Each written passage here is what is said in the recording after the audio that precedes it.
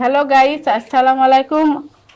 বাড়িতে আমার মেহমান দিয়ে ভরে গিয়েছে। আজ আমি মেহমান নিয়ে হাতের বানানো সেমাই বানাচ্ছি। এটা আমার বড় আপা আর এটা আমার ছোট ভাই বউ। সব পিঠা খাওয়াইলাম, এটা বাকি ছিল। বললাম যে আজকে থাকো তোমরা, কালকে চলে যেও। এই পিঠাটা বানাই, তোমরা শান্তি মতন খাও, তারপরে বাড়ি চলে যেও। আপা, সেমাই বানাচ্ছ, কেমন লাগিচ্ছে? ভালো লাগতেছে, দুই বোন একসঙ্গে বানাচ্ছি। হয়, এই সেমাইটা হাতে বানানো একাই হয় না, সবাই মিলে করলে একটু ভালো লাগে, খেতেও ভালো লাগে। ওই জন্য আমি ভাবছি এবার আমার বড় আপা আসলে সবাই মিলে এই হাতে বানানো সেমাইটা বানাবো। আর গাইস দেখেন, আমার দুই ননদ ওরা হাতে করে সেমাই বানাচ্ছে, আমাকে দেয়নি, আমি তেমন পারি না। আমি ফার্স্ট আজকে করতেছি। তো দেখেন, আমি কাওয়াটা বলে নিছি। এটাকে কি বলে আপা? কাওয়া করে নেওয়া না? হ্যাঁ, এটা কাওয়া করে কাওয়া নেয়। করে নিচ্ছি আমি। তো মা ঈদের আব্বু যে চলে গেছে, আপা তুমি কালকে তো বানাইলে পারতা। আমি তো কালকে বানাইছি আর একটা পিঠা, আজকে এটা বানাচ্ছি। সমস্যা নাই, তুমি খাইলে মায়ের আর আব্বুরও খাওয়া হবে। আমি খাইলে খাওয়া হবে কেমন করে? ওটা তো তোমার ভাই আর আমি তো তোমার ভাইয়ের বউ। আমি আমার ভাই যখন আবার আসবে আবার খাওয়াবো। ভাই তো খাইলে দুর্নাম করবি না, না হ্যাঁ। খাইলেও তুই তো দুর্নাম করবো। খালি সব সময় এই কথাই বলো, কখনো আমি দুর্নাম করছি কও? আর গাইস দেখেন, আমি হাতে সেমাই এইভাবে বানাই। আর আপনারা কিভাবে বানান আমি জানি না, কিন্তু এই সেমাইটা অনেক প্রকারের নাম আছে। কেউ বলে সুচপিঠা, কেউ বলে হাতে বানানো সেমাই, আরো জানি না কোন দেশে কিভাবে নাম এটার। তা আমরা হাতে বানানো সেমাই বলি না আপা? অনেক সময় লাগে, হোক সময় লাগুক আপা, তাও খেতে ভালো লাগে। আর এটা তো একাই বানানো সম্ভবও না, হ্যাঁ, দুই তিনজন মিলেই বানা লাগে। এরপর থেকে মৌসুমি তো বড় আপা সাইডে আমার হাত একটু চালু।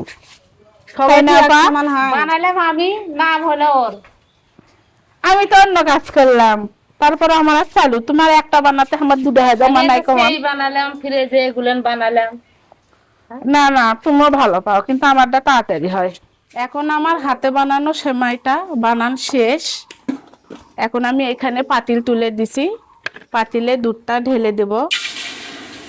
পাতিলটা অনেক গরম হয়ে গেছিল। এই পাতিলে পরিমাণ মতো একটু পানি দিব। এই সেমাইটা কেউ কেউ রোদে শুকায়, আমি রোদে শুকাবো না, আমি টাটকায় রান্না করবো আজ। সিতু ও, এখনো হয়নি তোর? এই যে হচ্ছে আপা, সবকিছু দিয়ে দিস ওর মধ্যে। এই যে দিচ্ছি, চিনি দিয়ে দিই আগে। আপা, এর মধ্যে নারকেল দিলে আরো ভালো লাগে না? হ্যাঁ। আগে তো আম্মা তো ওইরকম করে পাক করতো। নারকেল দিয়ে ফুবু পাক করছিল। হ্যাঁ।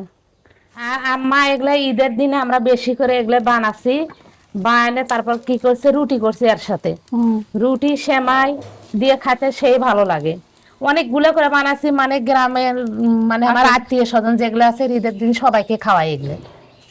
হ্যাঁ, সেই আমি জন্য বেশি করে বানানো লাগছে। ছোটবেলায় যখন ফুবুর বাড়ি দেখছি, মানে গেছি যখন, দেখছি যে বড় পাতিল, ধান সিদ্ধ পাতিল ফুবু দুধ পিঠা বানাচ্ছিল সবাই মিলে, আশেপাশে মানে আত্মীয় স্বজন সবাই দেখছে, আমরাও সাথে খাচ্ছি।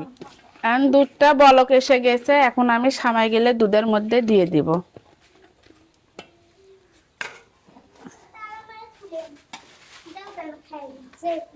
এই সময় এভাবে দেওয়া লাগে, আস্তে আস্তে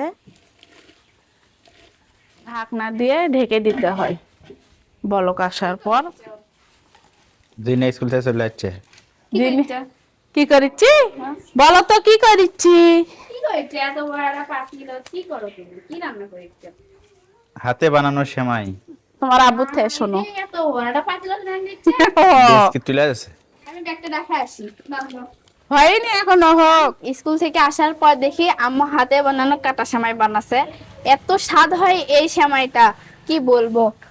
আমি তো খাওয়ার জন্য অপেক্ষা করে এই আছি। দেখো, তো ফাইনালি আপনারা দেখতেই পাচ্ছেন যে আম্মুর সেমাইটা রান্না করা হয়ে গেছে, আর দুধটা একদম ঘন হয়ে গেছে, একদম পারফেক্ট যেটাকে বলে। আর এটা এখন ঠান্ডা হওয়ার পরে খাওয়ার জন্য আম্মু এখন নামাবে না এখন। হ্যাঁ, তুমি কি এখন খাবে? আমাকে দিলে তো ভালো হয়, কারণ আমার তোমার এই সেমাই রান্না করা দেখে আমার খিদে লেগে গেছে। যাও, একটা প্লেট আনো, তোমাকে দিচ্ছি। তো দেখা যাক, খাইয়ে দেখি কিরকম হচ্ছে। দাও আমাকে একটু এটাতে দাও। নাও, তুমি না খাইলে ফির আমার ভালোই লাগে না। সত্যি কথা বলছি, মনে হচ্ছে প্রত্যেকবারের থেকে এবারেরটা আরো বেশি স্বাদ হচ্ছে।